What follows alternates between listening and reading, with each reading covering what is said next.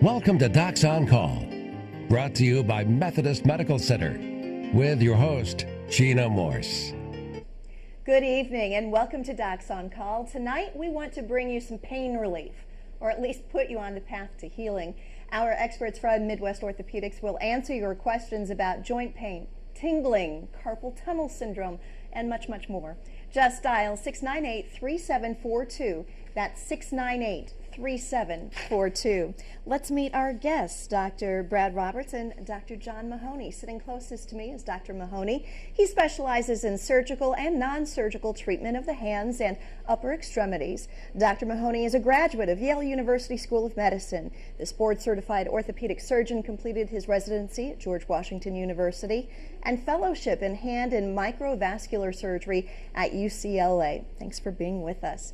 And to his left is Dr. Brad Roberts. He is a doctor of osteopathic medicine who leads the musculoskeletal team at Midwest Orthopaedic with extensive training of conditions that affect the muscles, joints, tendons, ligaments, and nerves. A graduate of Chicago College of Osteopathic Medicine, Dr. Roberts completed his residency at Riverside Regional Medical Center and fellowship at Wake Forest University Baptist Medical Center. He's board certified in family and sports medicine. Once again, welcome to you both. We're glad you're here. Thank you. Dr. Mahoney, I was telling you off air, I think you helped my daughter with a broken finger. We joke that, oh, well, it's just a broken finger. But these digits, especially if we're little and growing, that can be significant because of growth plate issues and so on. Tell me a little bit more about just how important our hands are and someone like you to help us keep them healthy. Sure. Obviously, we all use our hands for many things every day, and I often laugh when a patient comes to me and they're describing how their injury is important to them because they work with their hands. And of course, you came to see me. I'm a hand doctor. I understand how important that is. But of course, in a child, growth plate injuries are often a particular concern. And of course, we have growth plates around all of our bones, at the ends of our bones, and that's how they grow. And it is a relative weak spot, and that's a spot where thus a bone is more likely to break. And so we see that quite often. Many of those injuries are relatively minor, fortunately, and very often are treated non-surgically with bracing or splinting in some way. As we said, I don't remember what happened to your daughter, but presumably she's okay. She is, thanks. But in any case, some of these growth plate injuries can be quite severe, and if not treated properly, can even lead to problems where the growth plate stops growing. And that would then lead to some problem, for example, with deformity, where if a part of the bone isn't growing, then it's uneven and it may grow crooked in some way. So it is important, if there's something that seems painful and bruised and more swollen than you'd think for just a little bump and it isn't going away, that to have it checked out, whether it's at an urgent care center or your primary care doctor, to have somebody take a look at it. All right. And Dr. Roberts, I know that you really do a plethora of things, from family medicine to specializing some in sports medicine, and so you're seeing whether it's the kids on the Little League field or the weekend warriors who are running a lot, trying to keep them healthy, trying to keep their joints from all that creaking and aching that sometimes we say just comes with age, but maybe something more. What kinds of injuries are you most often seeing, and how do you, as an osteopathic physician and sports medicine specialist, treat them? Sure. Well, Gina, like you were saying, I mean, I never know exactly the type of questions I'll get in the office just because of the background that I do have, but I try to remind the patients that I see that a lot of what we see is related. So if somebody comes in and sees me for shoulder pain, for instance, we do in fact have to often think about the neck or the elbow or the surrounding areas, as they can be a part of the actual injury themselves. Many of the injuries that we actually see are in fact due to overuse type of phenomenon. However, if there's a specific injury, one of the most important questions we can ask somebody is, how'd you hurt yourself, right? Just to get the information, and then obviously delve into that further from there. Okay, we'll get further into this discussion here in just a moment, but first we want to get to one of our first callers, and that is Deborah. Thanks for your patience, Deborah. What's your question? Okay, I've been having trouble with my left shoulder, flaring up on me off and on, and it goes up into the back of my neck and into the lower part of the left side of my head. I've tried heat packs, I've tried ice packs and everything else. Nothing seems to help it. Okay. And I don't know if I need to see a bone specialist or what the situation is. All right. And Deborah, how old are you? I am 57 years old. Mm-hmm. I had been diagnosed with rheumatoid arthritis and fibromyalgia several years ago, but this problem with my shoulder started about 6 to 8 months ago, and it acted out for a while, then it quit, then all of a sudden it started again. Okay, Deborah. Thanks for that question. What would you suggest? Well, Deborah, that is a very good call-in, just because it addresses a lot of issues that we see with some of the patients that come through. First of all, your problem is chronic in a sense that for the last 6 to 8 months you've dealt with this intermittent pain. Furthermore, you seem to be able to localize that to your shoulder itself. So I'd tell you that the diagnoses that we often think about as we work through the problem with the patient is that there could be a problem with bursitis or inflammation of these protective sacs around the shoulder. They can be inflamed with movements that you do. Of course, the rotator cuff, which is part of the shoulder. But what I like to hear from you is that you've already tried certain things. You've tried putting ice packs, something warm on there, potentially even some medicine, which is where it starts. Once it becomes chronic like this, it's always a good idea to get that checked out. We can do things like imaging studies with x-rays. We can even think about do we need to do an injection or other type of treatments? Well, and that brings up a question for you, Dr. Mahoney. Cortisone injections. We know that those have become more and more popular. Is there a point at which, you can't do that anymore, that you can't become reliant on that? What is the limit, and when does somebody like you step in and say, we may need to do something surgical for your pain? Sure. The short answer is it depends. It depends on the patient, the problem, what we're treating, and how well this treatment is working or not. So for example, I see people very often who have a condition called trigger fingers, which is a problem where you try to move your fingers and there's tendonitis in the palm of your hand and the finger will catch, and so you go to make a fist and it's stuck and it pops and you have to pop it open. Yeah. And it can be quite painful and bothersome, and a relatively effective treatment is to give a cortisone shot in the hand, and it almost always helps, and about half the time it'll fix it forever. And which means about half the time it doesn't work. Right. So people come back and some people say, well, that worked okay, but it was really only good for about 3 or 4 weeks, and I don't really think I want to do that again. And we might talk about doing surgery. It's a relatively minor surgery, thankfully. The other case could be that it works for like 6 months or a year, and they come back and they say, that was great, could we do another shot? And I usually say yes. Now, the next thing they often ask is, well, how many times can we do this? And there isn't really a for sure answer on these kinds of things. And one of the things I will often use is the idea that if it seems like the shot is giving you a reasonable period of relief, as best we know, giving an injection every year or something isn't going to cause harm. But if it seems like the injection is only going to last for a few weeks, there may be some soft tissue damage that could accumulate that could lead to a bigger problem, and it might be better to consider doing a surgery to fix that. All right. Thanks for that answer. Sarah is on the line now. Thanks for your patience, Sarah. What's on your mind? Hi. I am going to see an orthopedic surgeon for a consult tomorrow. I have a confirmed full thickness tear in my rotator cuff in the right shoulder and a partial tear in the left shoulder, along with bursitis in both. Ooh. And my questions are, I've been through the injections and I've been through physical therapy, so we've gone through the kind of least invasive treatments. So I am wondering, what kind of questions should I be asking tomorrow when I go to the orthopedic surgeon and talking about what our next steps would be? Sarah, thanks for that question and wanting to be well informed when you go to see the surgeon. What would you suggest? Well, I think one of the most important things that you can actually ask from the surgeon you're talking to is, what can I expect to get better? Already you've tried physical therapy, you have injections. These are very common for the problems that were mentioned on the phone by Sarah. But when we have a full thickness tear, and Sarah, this would get into a conversation that you have with your consultation tomorrow, oftentimes that does in fact lead to a surgical intervention. The muscle that's actually torn can retract, and it can lead to muscle weakness, which leads to the muscle atrophy. And so this, I'm sure, will be part of a conversation you have, given the fact that you have in fact done some conservative treatment already.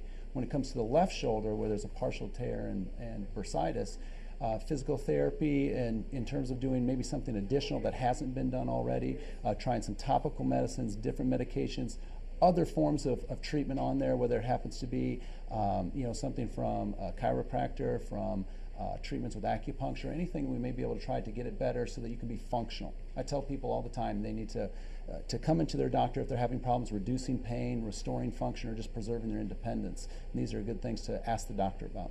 And even at some point, that surgery, your surgeon wouldn't have to be a bad thing and doesn't have to put them out of commission, so to speak, for a lengthy amount of time. Absolutely. Okay.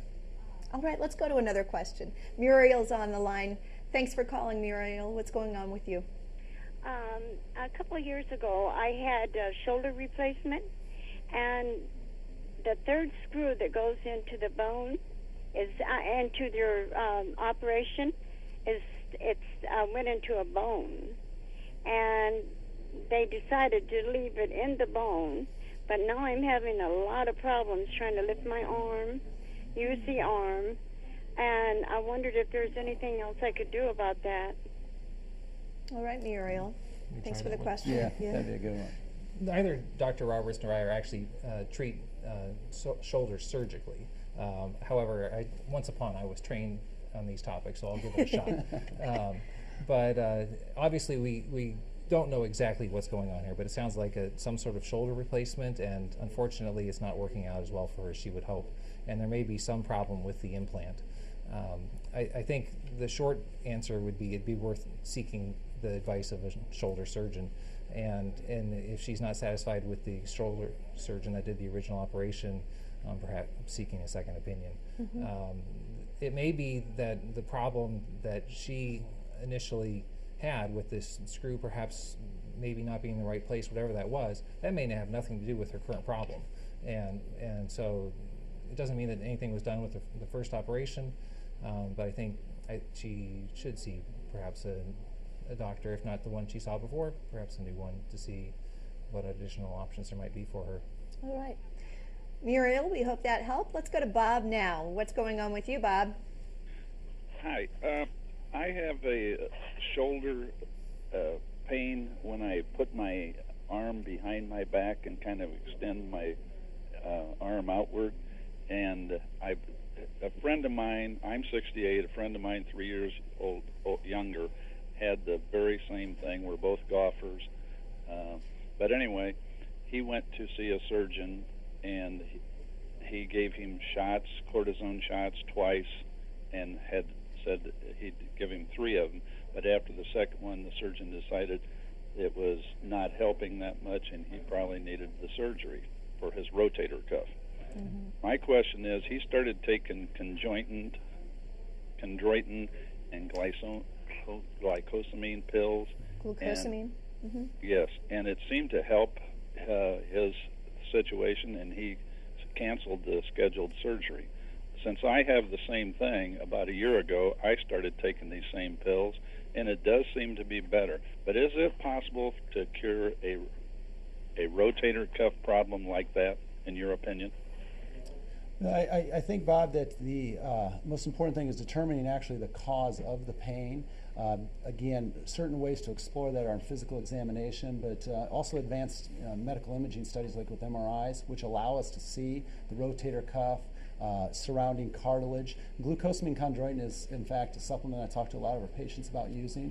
There's some information about that can help with the articular cartilage, which is the cartilage which lines the joints. So in terms of actually fixing the rotator cuff, I don't think or the fact can it actually help that. I'm not sure it helps the rotator cuff, but it can certainly help the shoulder to feel better. Most of the studies for glucosamine chondroitin are actually done on knees, but we have the same type of cartilage in our knees that we do in our shoulders, and we extrapolate that information and believe that it can often help out with that. I would like to tell you that if it's working for you, please stick with that plan, because it helps to keep you in a better frame of mind. When you do reach behind your back like that, that's actually an impingement test that we would do in the office, and it can often mean that you got some inflammation in that shoulder, which may be treatable with conservative treatment. All right, and conservative is is often better if we Absolutely. don't have to go through surgery. Let's go now to Beverly. Thanks for holding on there for us, Beverly. What's on your mind? I have about pea-sized little nodes, I guess you'd call it, in the palms of my hands, and they are sore sometimes, and then other times they're not. And I have it in both hands, but mainly my right hand, but I suppose that would be because I use it a lot. I don't know. But there's several of them. And How I was long have wondering you what that could be. How long have you had this, Beverly? They started quite a few years ago, but I keep getting more. Beverly, are they more towards your ring and small fingers or towards your thumb, index, middle fingers? No, it's not in my fingers. Right. It's more in the palm of my hand. But is it towards one side or the other, towards your thumb or towards your little finger? Mainly in the palms. Okay. Obviously, it's hard to give you a precise diagnosis over the telephone, but there's a couple of different things that could be going on. And I'll try to give you some ideas that you could research. The first is something that is going to be hard to Google because it's a strange name. There's something called Dupuytren's disease or Dupuytren's contracture, and it's spelled Dupuytren''. It's named after a dead French person. But it's a condition of the connective tissue in the palm of the hand where that can become thickened and lumpy and bumpy, and that usually affects the palm of the hand towards the ring and small fingers. It can affect all the way across the palm, but it's most commonly over on the palm of the hand, over towards your small finger side as opposed towards your thumb side. And it get lumps and bumps, and it can actually cause your fingers to become pulled down in the hand where the fingers can't quite fully straighten. And it's benign, it's inherited, and there are surgical treatments and there are non-surgical treatments. It's nothing necessarily to worry about in itself, but it's certainly be something to at least have a conversation since it obviously is concerning her.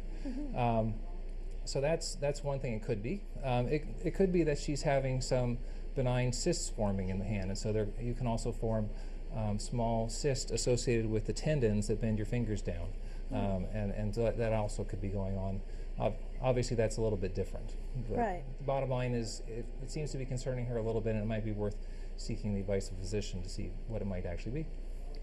Good thoughts there. Start with your primary care physician and seek some help. Let's go now to Bill. Thanks for watching Docs on Call. Bill, what's going on? Thank you for Docs on Call. You're Great welcome. show. Thanks. I was shoveling snow a couple weeks ago. I fell.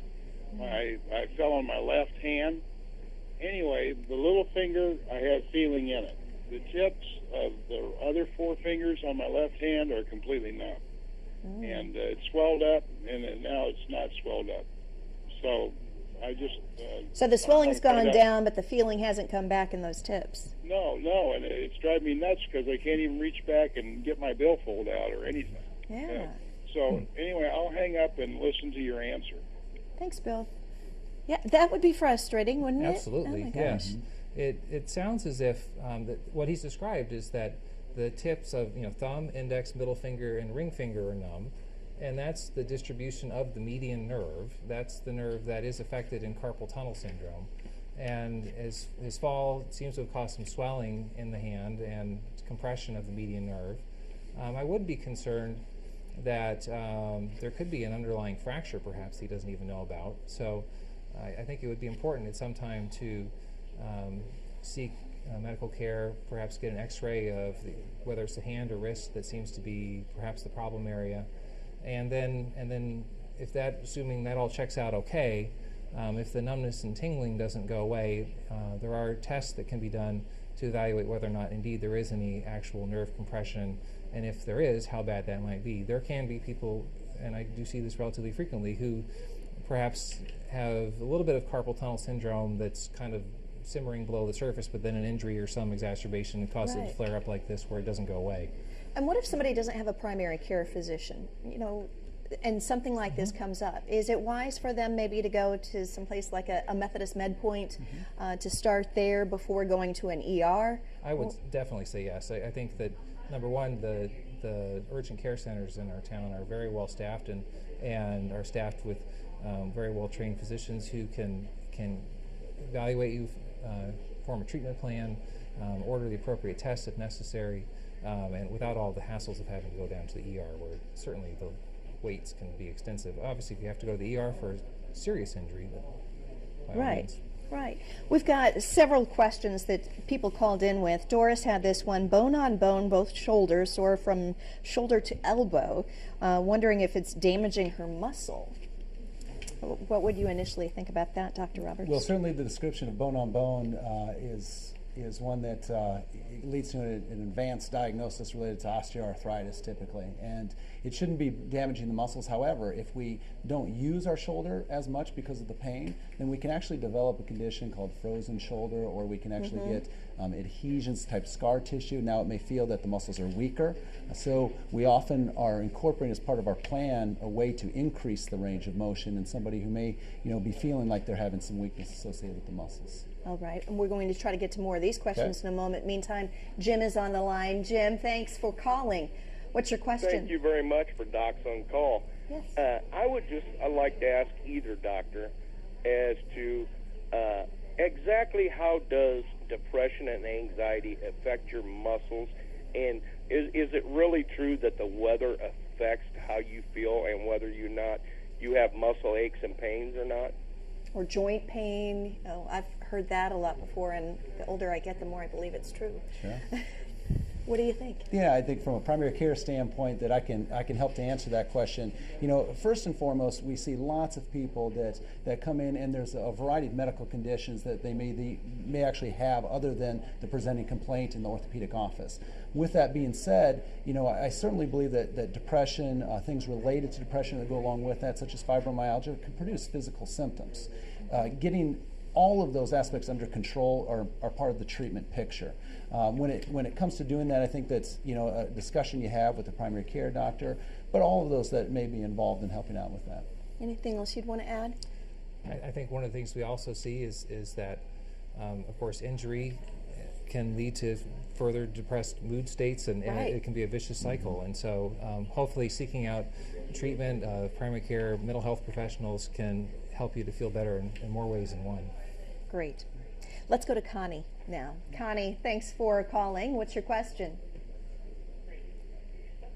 Hi, Connie. Go ahead. Hi. Hi, Connie. Hi, doctors. Hello. Okay. I have RSD, reflex sympathetic dystrophy. I've had it for years, and it was from repetitious work of 13 years lifting steel plate frames. What I'm asking is, it started in my right side, and it is spreaded down into my leg. Where my leg goes numb, I can't walk, and it's in my other hand too. I can't use either hand. What I'm wondering is, do I need to use them more, or do I need to rest them more? And it's all arthritis and everything in my spine, and I can only sleep like 2 hours at a time. Do you have any suggestions? Well, Connie, thanks for the call. That's a tough one. I feel her pain just hearing all about that. What I wasn't used to hearing about was this reflex sympathetic dystrophy. Yeah, tell me about it. It's a complicated and somewhat controversial topic. That it's known by different names. Previous term that was thrown around was something called causalgia. Current terminology, they call it complex regional pain syndrome. I think the terminology just seems meant to confuse us all. But she's clearly in pain. Yes. What it's meant to refer to is a condition where the patient's own nervous system is sort of magnifying its own pain. And so it's analogous to perhaps what happens if you put a microphone in front of a speaker that is broadcasting the microphone. You get that feedback, and it sort of gets louder and shrieking. And just imagine if your own nervous system was doing that with pain. And so it's basically the concept here. And so sometimes it could be an injury that sets this off. And then you develop, usually in one limb, this horrible pain syndrome, swelling, They can actually lose bone mass in that limb. What would be your advice in that situation? In this case, usually the first step, and I'm sure she's already been there, is to seek the advice of a pain management specialist. There are interventions they can do in terms of doing selective nerve blocks to try to diminish the amount of pain and to stop that feedback loop. And I'm concerned about the fact that she's having other limbs involved, that perhaps there could also be some other problems. Sometimes when a person gets labeled with one diagnosis, everyone assumes that every other thing that happened to them is that thing. And it could be that maybe she just has a pinched nerve from a ruptured lumbar disc that's causing sciatica. Right. And so, it may just be a whole other thing that it isn't at all related to the first Needs thing. more investigation, it sounds like, for sure. All right, let's quickly get to another call from Glenn. Thanks for calling. What's on your mind, Glenn? Hi, this is Glenn. This is for Dr. Mahoney. I just wanted to tell you thank you for 5 years ago. I had bicep surgery that you did for me, and I've had 100% recovery on that. That's great. Awesome. And you did an absolutely phenomenal job. And but I had neck surgery 3 months ago with Dr. McConnery, and it's going good. Good. But I'm still getting a lot of numbness in my left fingers all the time. And I didn't know if that was still because of a pinched nerve, or is there something going on in my hand situation? Right. Good question. And that's something that does come up in our practice often. I'm glad, first of all, your elbow's doing better. But I do see that where we have patients that will be shared between myself and the spine surgeons, where a patient has pain or numbness in the arm, and we're often trying to figure out, is it coming from their neck or coming from their arm? There are some signs on our examination which we can use to help determine whether or not the pain or numbness is caused by a pinched nerve in the neck or the arm. Sometimes it's both, and sometimes he sounds like he's already had surgery on his neck. Sometimes he may need additional treatment of the hand. Hopefully not surgery, but it might be worth checking out. So and having a little patience and continuing to have that conversation with your doctor about those ongoing symptoms. Thank you to you both. There were lots of questions that we didn't get to. Methodist will try to make some of those answers available on their website. Thanks to Methodist for being tonight's sponsor, and thanks especially to our experts, Dr. Mahoney and Dr. Roberts, for sharing your wealth of knowledge with our viewers this evening. We will be back in a couple of weeks with another Docs on Call. Until then, I'm Gina Morse. Good night.